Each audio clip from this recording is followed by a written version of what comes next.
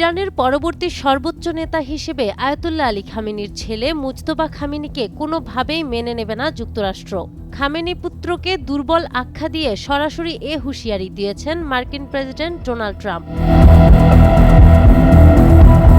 সম্প্রতি এক সাক্ষাৎকারে ট্রাম্প স্পষ্ট জানান, মুজতবা খামেনি তার বাবার উত্তরসূরি হওয়ার দৌড়ে থাকলেও ওয়াশিংটনের কাছে তিনি গ্রহণযোগ্য নন। ট্রাম্পের মতে ইরান এমন একজন নেতা চায় যিনি দেশটিতে শান্তি ও স্থিতিশীলতা ফিরিয়ে আনতে পারবেন।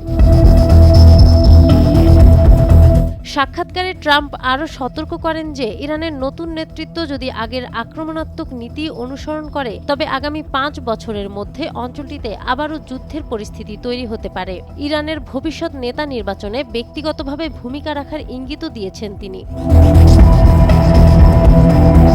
বিশ্লেষকরা মনে করছেন, ট্রাম্পের এই মন্তব্য তেহরান ও ওয়াশিংটনের মধ্যে উত্তেজনাকে এক নতুন মাত্রায় নিয়ে যাবে।